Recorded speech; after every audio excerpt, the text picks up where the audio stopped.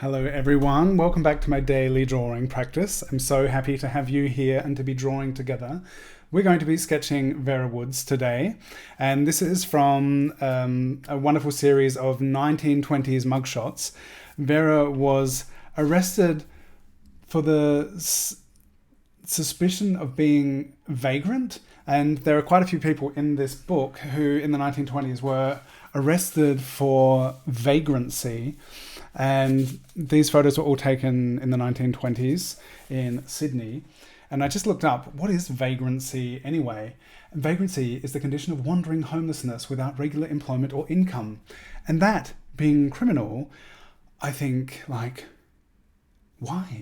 Very strange. So a lot of people have been arrested in the 1920s for being, how would you say, I don't know, is it homelessness without means, or just trying to make their way in the world? Who knows? I just saw lightning. That was cool. But I really appreciate Vera's smile in this image, and we're going to sketch her now. And please chat. If you're watching the premiere of this, there is a live chat. I would love you to chat. Tell me what your favorite form of vagrancy is. What does vagrancy mean to you? What do you associate with the Roaring 20s, the 1920s? Let's sketch. I'm, once again, because I feel very comfortable using this and I'm also really enjoying the results, I'm using a combination of the parallel pen and, oh, look at that motion blur. Parallel pen and the water brush. Very, very cool. I'm enjoying what I'm capable of with these tools. And I'm focusing on shapes. So starting without line to create my portrait with only shapes. That's the idea. That's what I've been doing all this month. And once I get back from our incredibly rare and wonderful couple days off that Kira and I are having, that's why I'm pre-recording these videos, I'll be recording my Patreon video where I distill what I have learnt from this time of focusing on this idea of getting started without line. As someone who very much leans into their line work to carry a portrait, even when I'm using watercolor or ink wash, it's like the line work is the framework that carries everything. And so my idea this month was to just try a really different approach and to make portraits where I'm not starting with line. And it's going to lead in really interestingly, I think, to next month, where we're going to be working on the idea of values. And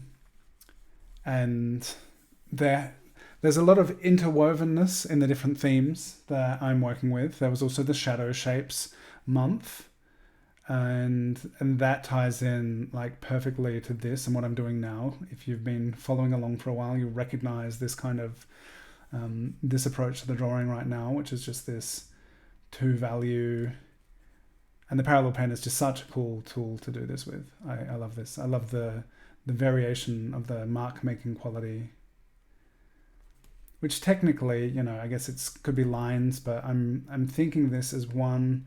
Look, this is one big connected shape, this shadow shape up here, and this is such a cool way to be able to do this. Oh, she's wearing this amazing transparent gauze veil. So interesting. So yeah, what does it mean, vagrancy? Because I remember in the live streams I did, check out the replays of my other 1920s mugshot sessions. They were super fun. So it's, back in 23, 2 years ago, when we started working on this mugshot series. And they're such wonderful characters. I really, really like these images. But yeah, I remember back then being like, vagrancy, what is that even? Why should one be arrested for being vagrant? How, like, what does that mean to be in a, oh yeah, I guess it's potentially a much bigger discussion, but to be without employment or a home, for that to be criminal, like, yeah.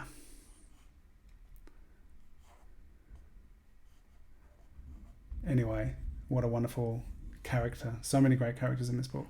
And I'm sure not all of the, not all of the situations and stories would have been all laughs, but amazingly, they all look so stylish. Like, just the look of all these characters from the 1920s, they're looking good. I bet the quality of their clothes. I know I'm repeating some of the thoughts I've had when I've talked about them in other live streams, but they're just like the style and like to think back to time travel. That's what part of what I really enjoy about these is like just thinking, what was it like back then? So different to these days, but everyone still essentially had the same needs, didn't they? So externally, although technologically there would have been differences, but it's not that long ago, and we basically all need the same thing then as we do now. I would say all these people being arrested, just trying to make their way in whatever way. And it's interesting as well that these come from Australia, with the idea of that I think is very present in people's minds when they think about Australia as a penal colony that criminals were sent. People who, for whatever reason, were arrested, and I think some of their misdemeanors may also have been like a classic thing is people say, like, for stealing a loaf of bread, you could be arrested and then sent away to basically be used to build up this colony on the other side of the world. So pretty intense and wild time. A lot of intense ideas and thoughts come up for me when I think of colonialism in general, but to think of like what was the actual like lived situation of these people. Why did they end up on the other side of the world?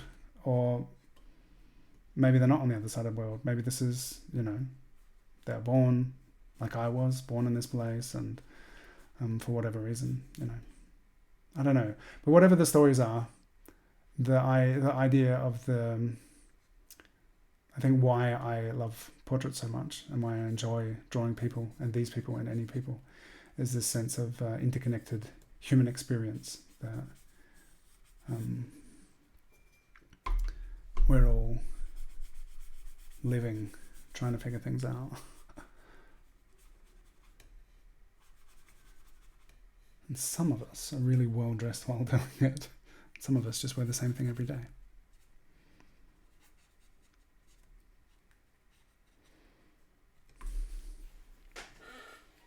All right, something's a bit wonky about the hat. I was really excited about this portrait, but somehow I don't feel like I've lived up to the excitement yet. There's something, a few things, something about what got me excited about the image that I don't feel I've got in my portrait. So when we notice those kind of things, then it's supposed to be like, why? What got me excited about this image in the first place? What have I not yet managed to express? Is there still potential? Could I still live up to the unarticulated idea of why I thought this was cool in the first place? Or have I pushed it too far and I've like overdone it? But at this stage, I'm like, I haven't overdone it. I haven't got there yet, and there's still potential. And I feel like these midtones, this shape, the hat, I've kind of is a bit off. But already now, I feel like in the portrait is feeling better.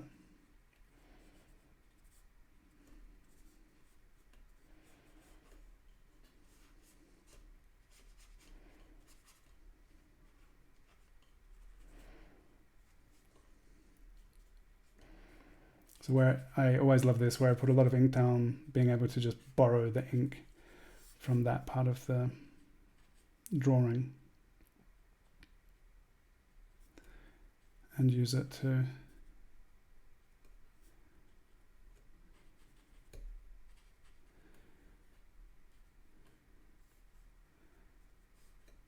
put in some of those lighter tones or to darken things up.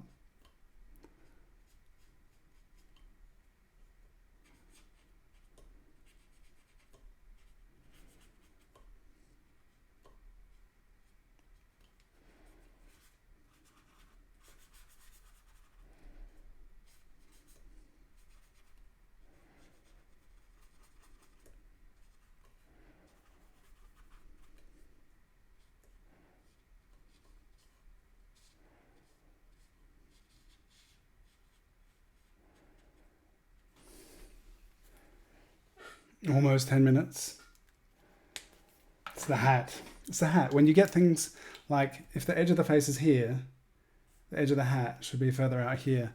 And that's the thing, like I know that hats can be tricky sometimes.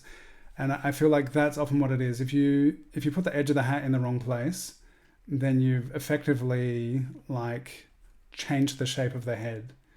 And that's what can be really kind of like, why does this hat not look right? It's because you've like, in this case, I've squished the shape of the head. Because you get the sense of the underlying structure of what is beneath that hat. And if it looks like that face could not fit, the top of that head could not fit in that hat, then it just looks a bit squished. So that's often what the thing is with hats. And I know a lot of people often find it really challenging to draw hats, and I think that's the reason why. Because when they're off, it's like a telltale sign that something is amiss with the drawing. Some things have been put in the wrong place. Some things you can get away with, but when it feels like the head doesn't make sense anymore, that can be a bit off-putting.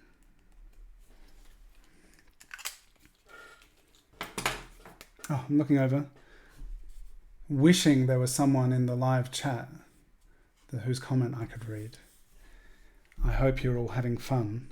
How are you doing? How are you enjoying these pre-recorded videos, by the way? Does it feel similar, as good, less good than the live streams? For those of you who watch the replays anyway, I guess it feels like it always does. But I definitely notice your absence in the live chat. All right, I feel like I was able to redeem a bit. Like, I felt like I was not happy with what was going on.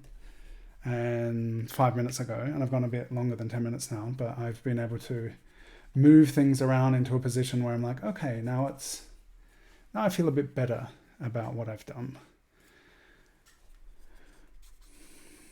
And it was, some of the variation, the tonal variation in the face, which got me excited about this image in the first place. And then fixing the shape of the hat, that definitely made a difference to me. I'm wondering about this veil.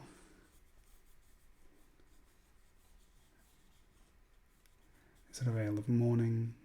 Does it just look amazing? And that's why she's wearing it. And just, thank you, Vera, for your smile.